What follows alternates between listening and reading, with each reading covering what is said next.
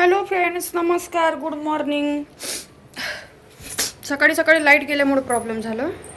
मग आता कुठं लाईट आली नाही तर आतापर्यंत आम्ही गावाला निघलो असतो. तर आता उशीर होणार आहे, दुसरं काही नाही, पण जायचं तर लागेल, जावं तर लागेल, जायचं तर आहेच. मग उठली मी, ब्रश वगैरे केलं, इकडं आंघोळीला पाणी तापायला ठेवलं कारण सिलेंडर तर गेला आहे. त्यामुळं मग हिटरशिवाय पर्याय नव्हता. एवढं सकाळी सकाळी थंड्या पाण्यानं आंघोळ करून कोण निघतं बाबा. तर गरम पाणी ठेवलेलं आहे आता. त्यानंतर ब्रश केलं, इकडं चहा ठेवलेला आहे. सिलेंडर नाही आहे, मग आपली ही शेगडी कामात आली. आणि त्यानंतर मयंक लवकर उठला. मयंकला कुठं जायचं म्हणलं की लगेच उठून बसतो. लवकर झोपलो नाही पण लवकर उठलो तर ना. हां, मग आता आमचे बॅग पॅक करायची, निघायचं. म्हणजे पॅक अर्धी झालेली आहे, अर्धी राहिलेली आहे. आता पटकन चहा पाणी घ्यायचा आणि निघायचं. तर तुम्ही कंटिन्यू करा, आम्ही आवरल्यावर बोलू तुम्हाला. चला मग. गावाला चालले. हॅपी हॅपी, लय हॅपी. बापरे, स्माईल आली लगेच, लय स्माईल आली. कुठं चालले मयंक शेठ? गावाला. कुठल्या गावाला? आपल्या. आपल्या? आपलं कुठलं गाव? सातारा. सातारा. तर फ्रेंड्स, स्वागत आहे तुमचं करिश्मा लाईफस्टाईल या यूट्यूब चॅनलवरती. तर कशा आहात सगळे? मजेत ना? आय होप तुम्ही मस्त आणि मजेत असणार आहे. तर मस्त राहा, सुस्त राहा आणि आमचे व्हिडिओ बघत राहा. आणि फ्रेंड्स, आयुष्य हे एकदाच आहे, म्हणून मन मारून नाही तर मन भरून जगा. तर चला मग आजच्या व्हिडिओला सुरुवात करूया. तर आम्ही आवरलं सकाळी लवकर आणि आम्हाला 9 वाजताची गाडी होती, पण आम्हाला तरी पण उशीर झाला घरातून निघायला, कारण सकाळी सकाळी लाईट गेली. मग लाईट गेली तर पाणी तापवायला नव्हतं काहीच त्याच्यामुळे, आणि ऑलरेडी सिलेंडर गेला होता. मग कसं करायचं, नावीलाच त्याच्यामुळे थांबावं लागलं. तरी पण उरकलं आमचं. चला, अर्धा तास होता आमच्याकडे, म्हणून म्हणलं भेटेल गाडी. मग आम्ही चाललेलो होतो स्वारगेटला. तर आम्हाला इथं दगडूशेठ हलवाईचे दर्शन झाले. तुम्ही पण दर्शन घ्या पटकन, इथं शूट केलं आहे, तुम्ही दर्शन घ्यावं म्हणून. त्यानंतर आम्ही चाललेलो आहे गावाला ना. हा व्हिडिओ आहे 23 मार्चचा. सॉरी, व्हिडिओ लेट झालेला आहे, कारण पण तुम्हाला सांगते, तुमचे जसे कमेंट येतील तसे माझे व्हिडिओ येतील. कारण माहिती आहे का, एवढं डिमोटिवेट करतात ना काही काही लोक, की उगाच नको ते कमेंट करून त्रास देतात. त्यामुळे मागा मागा मागा, भेटली तरी मागा. अजून मागा, अजून पाहिजे. अजून पाहिजे का? दगडूशेठ हलवाईच्या तिथं आलोय आम्ही. भेटली तरी बी मागतेतच. लालच बुरी बला आहे. बरोबर बोलली. लालच बुरी बला आहे.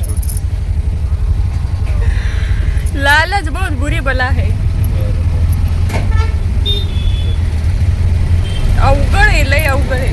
छोटा वाला चाहिए, बड़ा वाला नहीं चाहिए.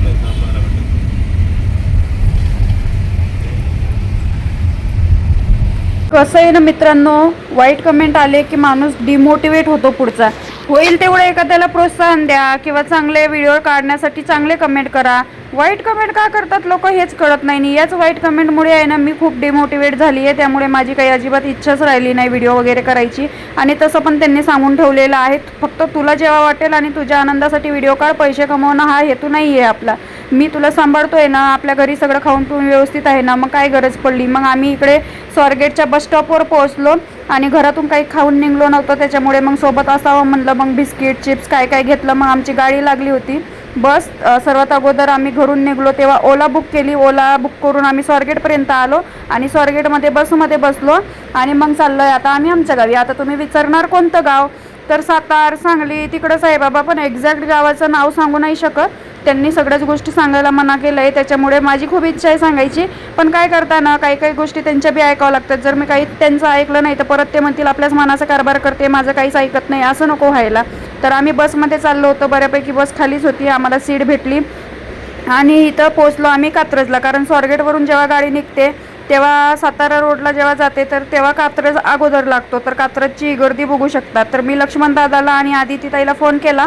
मला वाटलं की ते असतील कात्रजमध्ये, तर स्वारगेटमधून निघाल्यानंतरच त्यांना फोन केला होता की जाता जाता एक रस्त्यात भेट होईल, कारण आम्ही खूप लांब राहतो ना, त्यामुळे यांची भेट काही सारखी होत नाही.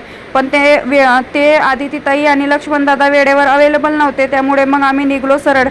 तर असं असतं बघा मित्रांनो, कसं तुम्ही जर चांगल्या कमेंट कराल तर माझी पण व्हिडिओ टाकायची इच्छा होईल. जर बॅड कमेंट आले एक तर मला एक समजतं मी कोणाला वाईट बोलत नाही, मी कोणाच्या नादी लागत नाही, मी कोणाला नावं ठेवत नाही, मी कोणाला त्रास द्यायला जात नाही, मी काय कोणाच्या घरी जाऊन म्हणत नाही की तुम्ही माझे व्हिडिओज बघा. पण ज्या वेळेस बॅड कमेंट करताना म्हणजे विनाकारण त्या माझ्या व्हिडिओचा आणि त्या कमेंटचा काही एक संबंध नसतो तरीसुद्धा असले कमेंट येतात, नको ते तुलाच नवरा भेटला का, असं झालं, काय काय म्हणते बाबा, तर सांगू नाही शकत तुम्हाला.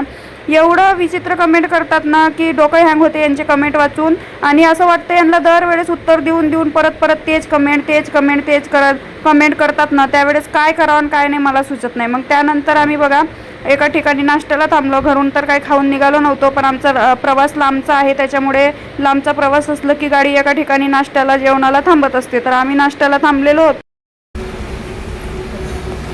पावभाजी आणि मिसळ पाव. उपमा, पावभाजी आणि मिसळपाव एवढंच आहे. घ्या मिसळपाव. पुरी भाजी नाही, नाश्ताच आहे. मग पलीकडे बघायचं. रेस्टॉरंट काय करता मग?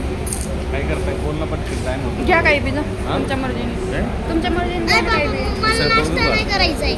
नाश्ता नाही करायचा आहे. जाऊ दे हेच खाऊन घेतो. घ्या ना पटकन. काय एक मिसळ पाव नको, दोन. दोन घ्या ना. मला वडापाव पाहिजे.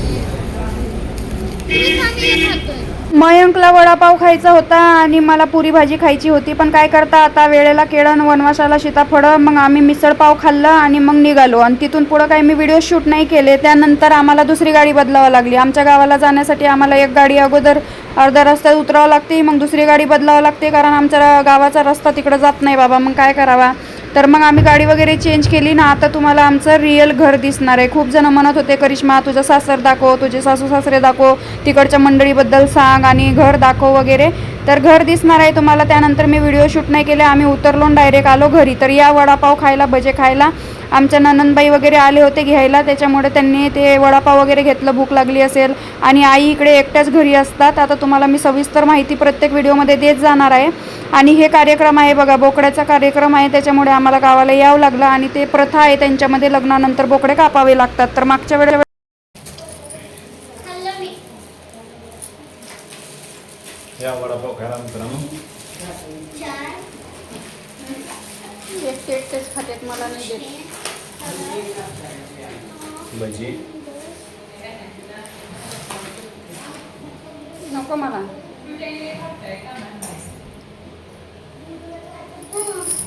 किती गरम होतंय का? तिकडे जाऊन बघ. जाऊ दे, जाऊ दे. एक नंबर भजी आहेत, जॅकरगिनी गावचे. घेऊ का मम्मी? वडापाव चांगली चांगली चांगलीचे.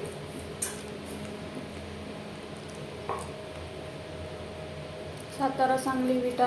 मिरची एक नाही किलो. मिरची लई तिखट आहे. हो खा तुम्हीच. आलो आता आम्ही. आवडलं नाही. तर इथं येऊस तर बिघडला. साडी घालते म्हणत होती, ते हे नाही म्हणले. चाल म्हणे ड्रेसवर काही नाही होत. म्हटलं ठीक आहे. जेवले का हो? नाश्ता संध्याकाळी कोणता नाश्ता असतो? 5 वाजता. खावा खावा. वहिनी दादा कुठे आहे ग? वहिनी जायला पण आहे. कोण वहिनीवर? तर फ्रेंड्स, जेव्हा लग्न झालं होतं तेव्हाच आलो होतो आम्ही. त्यावेळेस फक्त सत्यनारायण देव आणि गावाला जेवण वगैरे झालं होतं. त्यानंतर आमचं काही जास्त दिवस थांबणं झालं नाही. त्यामुळे मग बकऱ्याचा कार्यक्रम ते राहूनच गेला होता. आणि त्यांच्यामध्ये ते हायच म्हणतात. आता ते तसे म्हणतात म्हणल्यावर मी तरी काय म्हणणार आहे. परत याच्यावर पण तुम्ही बॅड कमेंट करणार. तर बोकड्याचा कार्यक्रम असतो ते करावंच लागतो. तेव्हा आम्हाला टाईम नाही भेटला, आम्ही जास्त दिवस थांबलो नाही. ही आमच्या घरची कोंबडी आहे. मयंक सांगत होता ही आमचं घर, ही आमची कोंबडी. तर त्यावेळेस जास्त आमचं थांबणं झालं नाही, म्हणून आता यावं लागलं. आणि गावाला जास्त चक्कर नसतात असं त्यांनी सांगितलं, कारण त्यांचं काम आता आम्ही जिकडं राहतो तिकडं काम आहे. मग गावाला काही जास्त येणं होत नाही. एकतर उन्हाळ्यात आणि दिवाळीत असं 2च वेळेस गावाला येणं होते. तर मग आता आम्ही आलो होतो, मग आमच्या ननंदबाई वगैरे घ्यायला आल्या होत्या आम्हाला. आता कार्यक्रम आहे म्हणल्यावर त्यांच्याही मदतीची गरज लागणार, परत ते कार्यक्रमाला ते सगळे हजर राहायला पाहिजेत ना. मग ननंदबाईन ते आले, मग आम्ही आलो. आईला माहीतच नव्हतं की किती वाजता येणार आहे आम्ही, त्यामुळे आईने काही स्वयंपाक करून ठेवला नव्हता. मग संध्याकाळी आम्ही नाश्ता वगैरे केला, त्यानंतर लवकर स्वयंपाकाला लागले. आता माझी मर्जी आहे बरं का, की माझ्या फॅमिलीतले कोणते मेंबर दाखवायचे नाही दाखवायचे. जे 2 मुली बसलेल्या दिसत आहेत त्या माझ्या एका मोठ्या नंदीची मुलगी आहे, एक छोट्या नंदीची मुलगी आहे.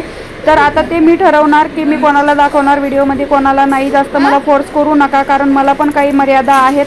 त्यांच्या गोष्टी नाही ऐकल्या तर मला ते योग्य वाटणार नाही. तर त्यांनी सांगून ठेवलेलं आहे जास्त फॅमिलीला वगैरे दाखवायची गरज नाही आहे.